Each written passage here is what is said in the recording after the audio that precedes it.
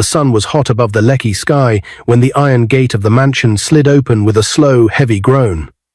Madame Hannah, 75 and small in her wheelchair, lifted her eyes. Jacob, her only son, walked in hand with a beautiful young woman in an Ankara dress. His wristwatch flashed like a tiny star. His face carried the smile of a winner. He stopped in front of his mother and spoke in a calm voice that felt like ice. "Mom, I got married 2 days ago." The words hit her chest like a nail. Madame Hannah's left hand flew to her heart. Her right hand shook as she reached for Jacob's sleeve. "Jacob, you got married yesterday and you did not tell me? While I am still alive?" Her voice trembled. The world around her went quiet, like the birds forgot how to sing. Jacob took a slow breath and looked past her, as if she were only a wall. "Please don't make a scene," he said. The young woman beside him lowered her eyes.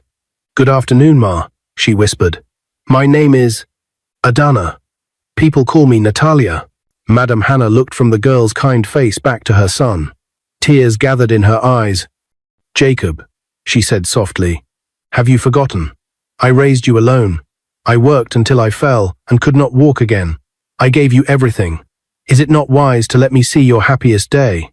Jacob's mouth bent into a dry smile. "Mom, don't start." He gave a short laugh that did not sound like joy. "We are already married." The old woman's fingers slipped from his sleeve. Her chest rose and fell, slow and heavy. For a heartbeat, no one moved. Then the scene froze like a photo, and the sound of the gate locking shut snapped the moment in two. 2 days earlier, Jacob had not come home. Madame Hannah waited by the jasmine plants she liked to water in the mornings. Her wheelchair creaked as she rolled herself to the shade. She kept listening for his car and the small beep it made when he tapped the horn. Nothing came. A neighbor walked by and greeted her. She smiled back, but her smile was thin. She thought of a tiny boy in brown school shorts who used to run to her and hug her legs. She thought of a young mother standing at a big gate at 5 a.m., holding a food flask for the child who had to leave early for school. She thought of rain falling on a construction site years ago, how her hand slipped on a wet plank while she carried a bag of cement on her head so she could pay her son's final year school fees. She remembered landing on the concrete with a cry that sounded like glass breaking. She remembered the doctor saying, "Mama, I am sorry," and how she said, "It is well. Let my boy finish school." And he did finish. Not just school, everything. Jacob grew into a sharp man in a sharp suit. He built Jantech from a small room into one of the biggest tech companies in Africa. Reporters asked him questions. Cameras loved his smile. People called him visionary. At first, he called his mother every night, then every other night. Then, sometimes, he did not call at all. When he came home, he came with noise, friends, music, brightness, plans. When he left, the house returned to silence, like a stage after the lights go out. The silence was the hardest part. Her late husband's photo Saturday. He'd been a military man, brave and neat. He paid the supreme price when Jacob was 5. "For our country," everyone said. "For our family," she told the little boy who cried into her wrapper at night. So she waited now in her chair, 2 days of waiting, and told herself not to worry. "Maybe he is busy," she said. "Maybe he is on a trip." She rolled her chair, watered the jasmine, and prayed. When the gate finally opened, her prayer was still on her lips. "Who is this lady with you?" she asked at the gate, voice soft but steady. "Hope you will marry her and give me grandchildren." Jacob's laugh was light and cruel. "Mom, I'm already married." Her mouth parted. For a second, she forgot to breathe. 2 days ago? Her voice broke. "And you did not consider me a family anymore?" Natalia's fingers tightened around her small purse. "Ma, please, I am sorry. Jacob raised a hand. "Natalia, don't. You don't know my family matters." "Family matters?" Madame Hannah repeated, trying to hold the edges of her heart together. "Jacob, what have I done wrong?" "Nothing," he said. "That's the point. Then why?" Her voice was barely a thread. Jacob looked around the compound like he was checking the paint. "Because I'm tired of being judged, of anyone seeing the old woman in a wheelchair and calling her my mother. People talk, Mom. They talk." His voice grew cold. "I won't be embarrassed again." Natalia turned to him, eyes wide. "Jacob," she hissed, hurt and shocked. "How can you speak like that?" He ignored her.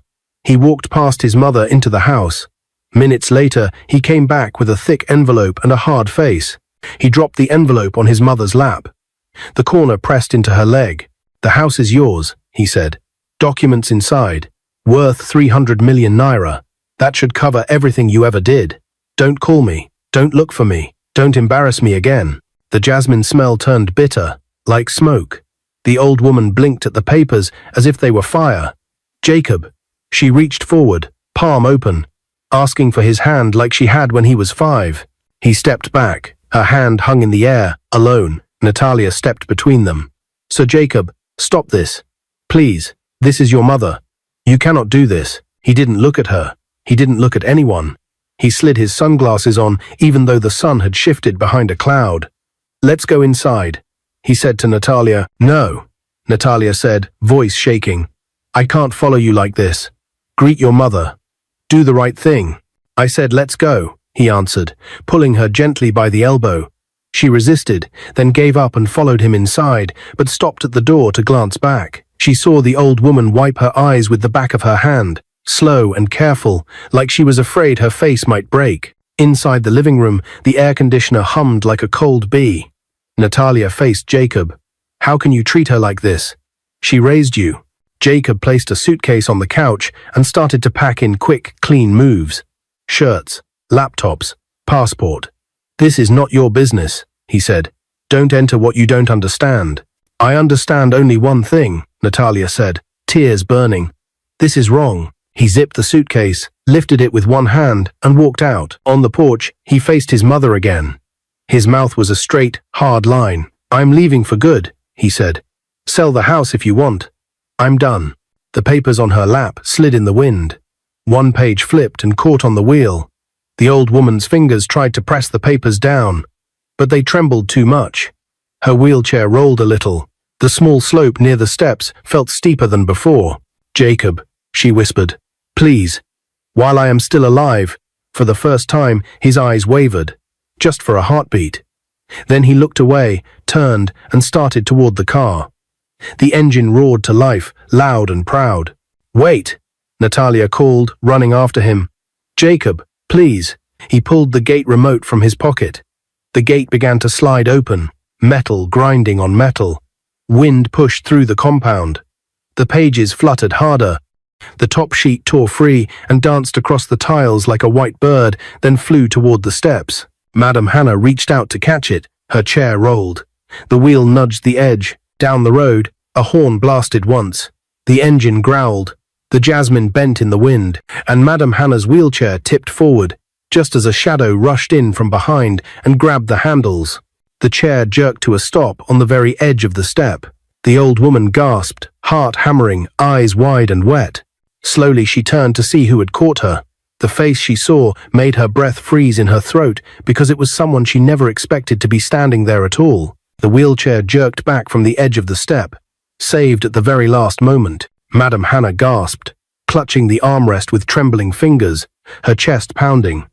She turned her head slowly and froze. Standing behind her, hands gripping the wheelchair handles tightly, was Natalia, her son's new wife. For a heartbeat, the two women just looked at each other. Hannah's eyes were wide, filled with shock and unshed tears. Natalia's face was pale, her lips pressed together, her breathing quick from the sudden rush. "Ma," Natalia whispered, her voice shaking. "Please, be careful. I couldn't let you fall." The old woman stared at her, confusion mixing with pain. She had not expected kindness from this young lady Jacob had dragged into the compound without warning, and yet, in the moment when her own son walked away, it was this stranger who had saved her. Hannah's lips quivered. "Thank you, my daughter." But before Natalia could say another word, the roar of an engine cut through the air. Jacob's car sped out of the compound gate, leaving behind a trail of dust and silence. He didn't look back. He didn't even notice what had just happened. The gate clanged shut. Hannah's tears spilled down her cheeks. She turned her face away, ashamed to let the young woman see her brokenness. But Natalia knelt gently by her side, placing one hand over the old woman's trembling fingers. "Ma, I don't know why he is acting this way," Natalia said softly, "but please, don't think I agree with him. You are his mother. You will always be his mother.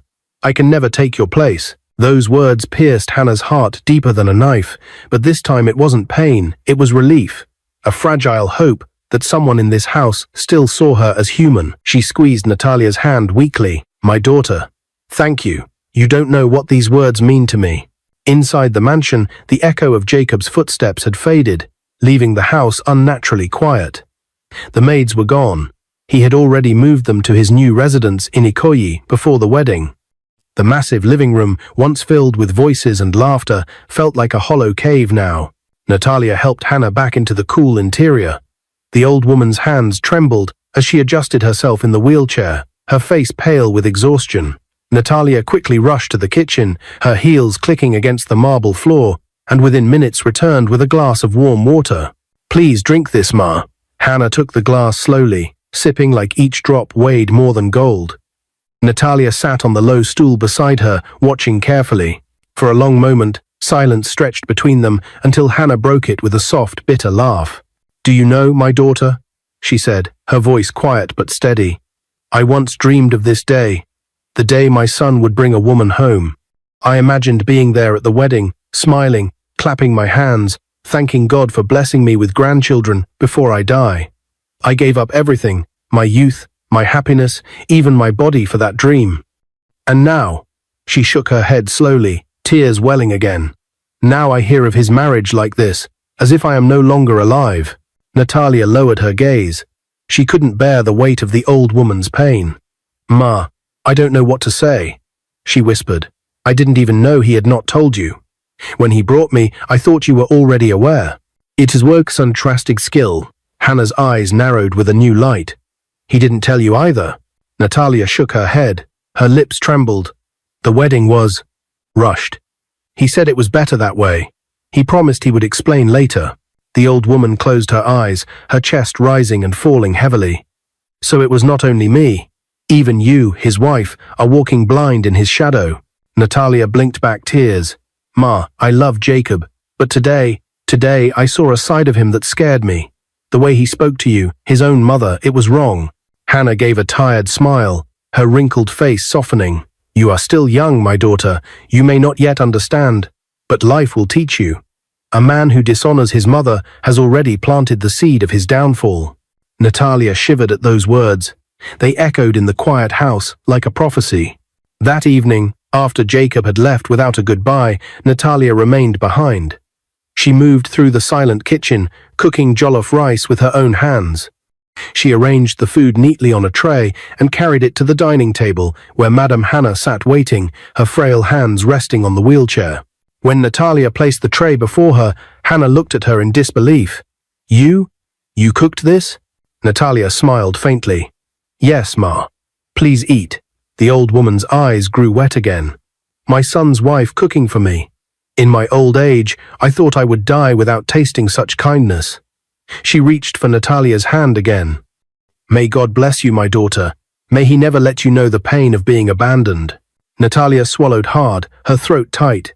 She thought of Jacob's face as he dropped the house documents in his mother's lap, his words sharp and cold, and she wondered, was this truly the man she had married? Later that night, as the compound grew still and the crickets sang outside, Madame Hannah sat by the window of her room. Natalia had gone upstairs to the guest room Jacob insisted she use when she stayed over, but Hannah could not sleep. Her eyes roamed the dark ceiling, her heart heavy with memories. She thought of the sacrifices she made, the youth she surrendered, the back-breaking work that had put her in this chair, all for Jacob. And now, at the twilight of her life, he had left her behind. She lifted her face to the sky and whispered a prayer, her voice breaking. "God, if I have done wrong, forgive me. If I have failed Jacob in any way, show me mercy. But please, do not let my son be lost forever." A single tear slid down her cheek. The moonlight touched it, making it shine like silver. In the guest room, Natalia lay awake too, staring at the ceiling. Her heart was torn. She loved Jacob, but the image of his mother's trembling hands and broken voice would not leave her. She closed her eyes, but the sound of Hannah's words echoed. A man who dishonors his mother has already planted the seed of his downfall, and as the night deepened, both women, one old and broken, one young and troubled, drifted into uneasy sleep, not knowing that the storm had only just begun. The next morning would bring news that neither of them was ready to face. The following morning, the mansion was quiet again. So quiet that even the ticking of the old wall clock in the sitting room sounded like a drumbeat. Madame Hannah wheeled herself slowly to the compound. She liked to wait under the jasmine plants, where the air smelled sweeter, though her heart was heavy. Her eyes searched the gate again and again, hoping her son might return to explain, to ask for forgiveness, to undo the pain of yesterday. But the hours passed. Noon came and went. Only the sun and the whisper of the trees kept her company. Inside the house, Natalia moved about quietly. She had stayed overnight without telling Jacob. She prepared breakfast for the old woman, brushed her hair, even cleaned the corners of the room. Yet in her heart, she carried a fear Jacob would soon find out, and she wasn't sure what would hurt more, his anger at her or the guilt of leaving his mother alone in this state. At midday, she returned to the compound with a bowl of pepper soup. "Ma, you need strength," she said softly, setting the tray on a small wooden table beside Hannah's wheelchair. The old woman smiled faintly, her eyes tired but grateful. "My daughter, God bless you. When I look at you, I see the daughter I never had." Natalia's throat tightened. She lowered herself onto a stool beside her mother-in-law and took her hand. "Ma, please, don't cry anymore. Maybe Jacob will change. Maybe he just needs time." Hannah sighed deeply. "I hope so. But I fear pride has blinded him. A man who despises his own roots will one day stumble. I pray it does not destroy him before he wakes up." 2 days later, Jacob returned, but not to see his mother. He came to gather the last of his belongings. His car screeched into the compound, and he stepped out wearing dark sunglasses and a fresh designer suit. Natalia rushed to meet him. "Jacob," she whispered, glancing back at the window where Hannah sat watching. "Please, she is still hurt. Just speak to her. Just greet her." But Jacob brushed past her, his voice cold. "I don't want to talk about it again. I've moved on." "Moved on?" Natalia repeated, stunned. "From your own mother? From everything that drags me down?" He snapped. "I didn't ask to be born in a wheelchair home. People already talk behind my back. I won't let them laugh at me anymore." Natalia grabbed his wrist. "Jacob, listen to yourself. She gave up her life for you. How can you say this?" He yanked his hand free. "Don't enter what you don't understand. I've given her the house. Isn't that enough?" "Enough?" Natalia's voice cracked. "No amount of money replaces a son's love. She doesn't want the house, Jacob. She wants you." But Jacob was already turning away. He carried his suitcase, dropped it into the boot of his car, and slammed it shut. Hannah had wheeled herself to the edge of the veranda. Her frail voice carried across the compound, soft but sharp enough to pierce the air. "Jacob, my son," she called. For a moment, his step faltered. He turned slightly, his sunglasses hiding his eyes. Hannah stretched out a trembling hand toward him. "If this is the last time I see you, remember this. I loved you with everything I had. Even my legs, even my life. Don't forget it." Her hand hovered in the air, shaking. Jacob hesitated for the briefest second, then climbed into his car and drove off without a word. The gate shut again, leaving behind only the echo of the engine fading into the distance. Natalia ran to Hannah, kneeling beside her wheelchair. "Ma, I'm so sorry. I thought he would at least answer you." But Hannah's hand dropped weakly onto her lap. Her eyes were glassy, her lips pale. "My daughter," she whispered, "I think my journey is almost over. He does not see me anymore, but I pray that one day he will understand." That night, the old woman grew weaker. She ate only a few spoons of rice. Natalia fed her. She complained of a heavy chest, but when Natalia begged to take her to the hospital, she shook her head firmly. "No," Hannah whispered. "Don't waste your energy. Just sit with me." So Natalia sat beside her late into the night, listening as the old woman spoke of her past, of her husband who never returned from war, of the nights she carried cement at construction sites, out of the mornings she rose before dawn to fry akara and pay Jacob's school fees. By midnight, Hannah finally drifted into sleep, her breathing soft but uneven. Natalia sat there, watching her, praying silently. Eventually, her own eyes closed. The following day, Natalia could not come. She had errands to run and meetings Jacob had arranged without her consent. She planned to return later in the evening. But time stretched. Evening became night. The next day came, and still she could not escape. It wasn't until the third day that she rushed back, guilt gnawing at her. As she stepped through the gate, a strange smell met her nose, sharp, sour, heavy. Her heart skipped. She ran inside, her heels clicking fast on the tiles. "Ma?" she called. No answer. She hurried down the hallway and pushed open Hannah's bedroom door. The smell hit her fully now. Her hands shook as she reached for the light switch. And there on the bed lay Madame Hannah, still, silent.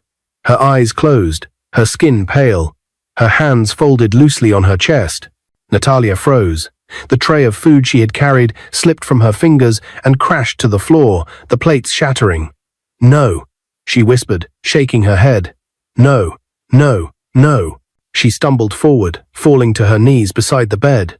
Tears poured down her cheeks as she reached for Hannah's cold hand. "Ma, please wake up. Please, I'm sorry I didn't come sooner. I should have been here." Her sobs filled the room, echoing against the walls. She wept not only for the woman she had lost, but for the cruelty of the son who should have been there. Through her tears, she pulled out her phone and dialed Jacob's number. When he answered, his voice was casual, almost irritated. "What is it, Natalia? I'm busy." Natalia's voice shook with grief. "Jacob, your mother is gone." There was silence. Then a sharp reply. "Why were you even there? Didn't I tell you to stay out of it?" And the line went dead. Natalia stared at the phone, disbelief mixing with horror. She called again and again, but he never picked up. Finally, wiping her tears with trembling hands, she called the authorities. Madame Hannah was taken away, and arrangements were made for her burial. On the day of the funeral, the chairs stood half empty. No music, no crowd, her only son, the one she sacrificed her happiness and pleasure to raise, was not there. Only Natalia, dressed in black, stood by the grave, her shoulders shaking with sobs. And as the soil covered the coffin, she whispered, "Rest well, Ma. If Jacob will not honor you, I will." But in her heart, another decision had already begun to take root, one that would change her marriage forever. For as she stood at that lonely grave, Natalia knew she could no longer live with a man who could abandon his own mother. The day after Madame Hannah was laid to rest, the air around the mansion felt heavier than ever. The flowers she had planted by the veranda seemed to droop, as if even they mourned her absence. Natalia sat in the living room, her black mourning dress still clinging to her like a shadow. She stared at the wall, silent, while the memory of Hannah's gentle voice echoed in her mind. A man who dishonors his mother has already planted the seed of his downfall.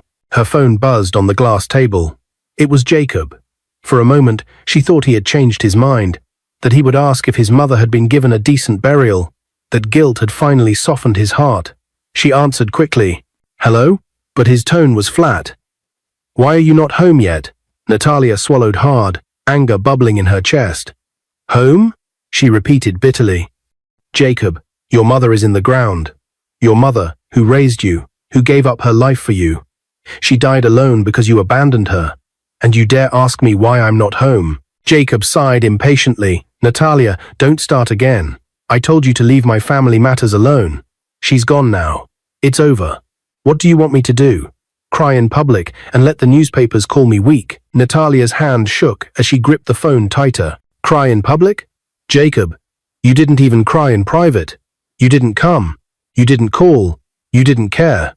Her voice broke. "And now I see who you truly are." She ended the call before he could answer. The following week, Natalia gathered her strength and made a decision. She went to the High Court in Lagos and filed for divorce. The clerk's pen scratched across the papers as if sealing fate with each stroke. When the documents were ready, she carried them in a brown envelope, her heart pounding but firm. She also requested the presence of 2 policemen, just in case Jacob's temper flared. That evening, she drove to his new mansion in Ikoyi. The house gleamed like a palace, with tall glass windows and polished marble floors. The security men at the gate recognized her and opened without question. Jacob was lounging in the living room when she entered. He wore a silk shirt, a glass of champagne in hand, as though nothing in his world could ever go wrong. He looked up lazily. "Finally you're here," he said with a small smile. "I was beginning to think you would stay sulking forever." Natalia's lips tightened. She placed the envelope on the table between them. "Jacob, this is for you." He frowned, setting his glass aside. "What is this?" "Divorce papers," Natalia said firmly. her voice steady even as her heart raced. Jacob's eyes widened. He grabbed the envelope, ripped it open, and scanned the papers quickly. His face hardened. What nonsense is this? Divorce? Natalia, we haven't even had a proper fight in this marriage. What's wrong with you? Natalia stood tall, though her voice trembled with emotion. What's wrong with me? Jacob, the problem is not me, it's you. If you can treat the woman who gave up everything for you, who sat in a wheelchair because of you, like she was nothing, then what will you do to me? I can't stay married to a man who abandoned his own mother on her deathbed. I refuse to. Jacob rose to his feet, anger flashing in his eyes. You dare lecture me? After everything I've given you. I never asked for wealth, Jacob. Natalia cried, tears rolling down her cheeks. I asked for love, respect, humanity. But you gave me shame. You gave your mother pain. And you gave yourself a curse. Jacob froze, the word curse hanging in the air like a dark cloud. Natalia wiped her tears, her voice low but sharp. You told her you couldn't stand anyone seeing her in a wheelchair as your mother. Do you know how wicked that is? You made her die with tears in her eyes, Jacob. You killed her with your silence. Jacob's face twisted, but he said nothing. He looked away, jaw tight. Natalia picked up her handbag and walked to the door. She turned back one last time, her face pale but resolute. Our marriage is over. Don't call me. Don't look for me. I'm leaving before you destroy me the way you destroyed her. And with that, she walked out, the policeman following quietly behind her. For the first time, Jacob was left truly alone. The mansion, though filled with expensive furniture, felt empty. He sat back on the couch, staring at the divorce papers. His mother was gone. His wife had left. Yet his pride still whispered that he was right, that he had chosen the path of strength, not weakness. But deep inside, a seed of unease had been planted. Days passed, then weeks.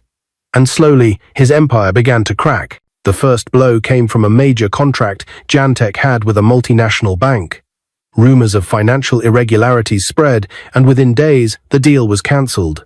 Jacob brushed it off, convinced it was jealousy from competitors. The second blow was harder. Government investigators announced a probe into Jantech for fraud and corruption. Jacob laughed bitterly when he saw the news on television. Lies, he muttered. But his laugh didn't last long. Within days, his company's accounts were frozen. The third blow nearly crushed him. His personal accounts, hundreds of millions of naira, were seized. His cars, and even his new Ikoyi mansion, were listed as assets to be confiscated. In less than a month, the billionaire CEO, who once commanded boardrooms, was reduced to a man on the edge of ruin. Jacob sat in the darkness of his half-empty living room one night, his head in his hands. He had sent away most of the staff, unable to pay them. His phone buzzed again and again with calls from creditors and angry partners, but he didn't answer. Natalia's words haunted him. You killed her with your silence. He pressed his palms over his ears, trying to block it out, but the words echoed louder in his heart. One afternoon, unable to bear it anymore, Jacob wandered out into the streets. His once polished shoes were scuffed, his shirt wrinkled. Passers-by stared, whispering, wasn't this the great Jacob of Jantech? On a quiet road, he met an old man with a long white beard, leaning on a walking stick. The man stopped him, peering into his tired face. Young man, the old man said in a deep, calm voice, do you know why your world is falling apart? Jacob frowned, too weak to argue. Why? He muttered. The old man's eyes were sharp. Because the only person who gave her life for you, who prayed for you, who loved you without asking for anything, she is not happy with you. Until you kneel at her grave and beg for forgiveness, nothing will work for you. Jacob's heart pounded, his lips parted, but no words came out. The old man tapped his stick twice on the ground and walked away, leaving Jacob rooted to the spot, trembling. For the first time, Jacob felt real fear, not of poverty, not of shame, but of a curse deeper than anything money could fix. And he knew he had to find his mother's grave. The old man's words echoed in Jacob's mind like thunder. Until you kneel at her grave and beg for forgiveness, nothing will work for you. That night, Jacob couldn't sleep. He tossed on his mattress in the half-dark mansion that had already been stripped of most of its luxuries. His company was gone, his accounts frozen, his friends had disappeared like mist in the morning Sunday. The only faces he saw clearly when he closed his eyes were those of his mother and Natalia. He sat up suddenly, sweat on his brow. Where is her grave? He thought. He had not attended the burial. He had not even asked.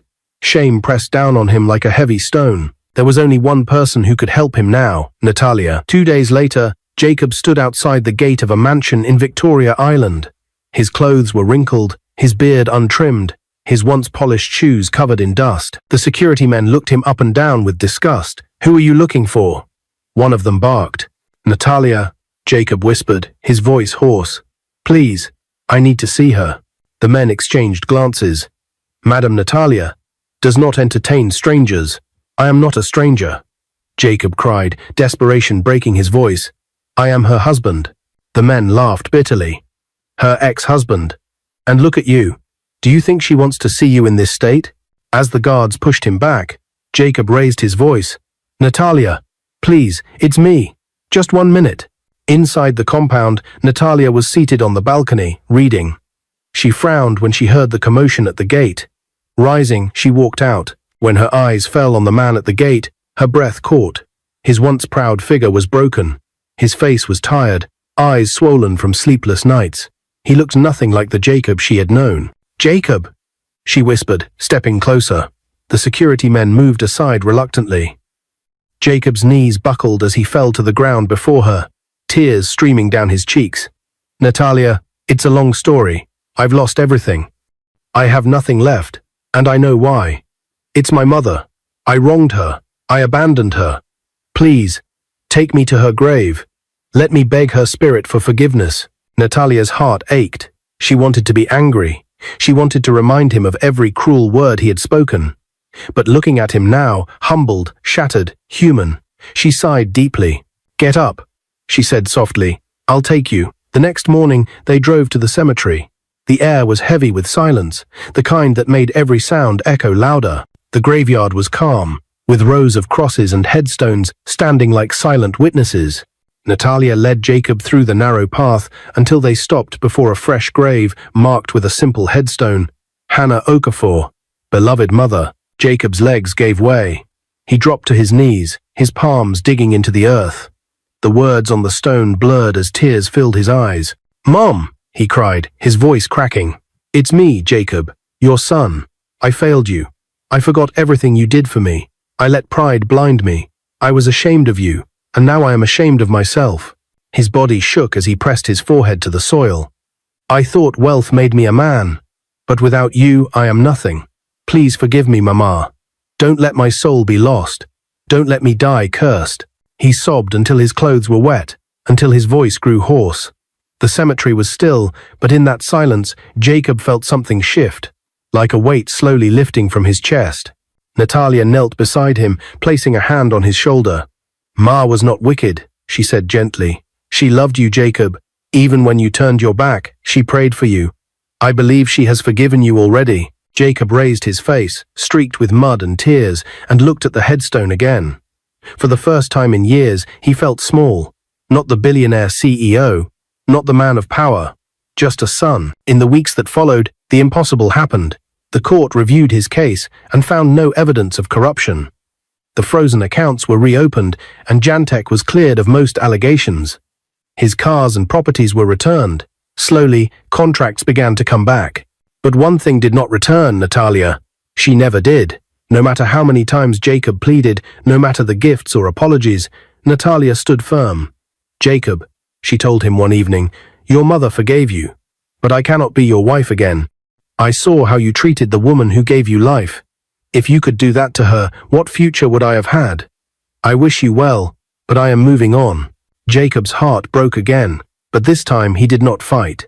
He accepted her decision, for he knew she was right.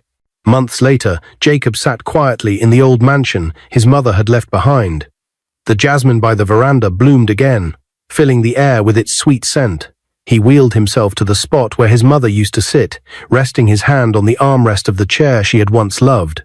For the first time in years, he allowed himself to remember her laugh, her sacrifices, her love. He whispered softly into the wind, "Thank you, Mama. I will live the rest of my life in your honor." A single tear slid down his cheek, but it was not just sorrow anymore. It was also peace. For Jacob had finally learned the truth his mother had tried to teach him. Wealth fades, power crumbles. But a mother's love and the respect owed to it lasts forever. And though he was still alone, though his heart still carried scars, Jacob finally understood that redemption does not erase the past, but it gives a man a chance to live differently in the future. As he sat there in the quiet, the scent of jasmine surrounding him, Jacob whispered again, "Rest well, Mama. Your son has finally come home." What is your view about this story? If you were in Natalia's shoes, would you have remarried Jacob? Where are you watching from? If you enjoyed this story, comment, share and subscribe to our channel for more interesting stories.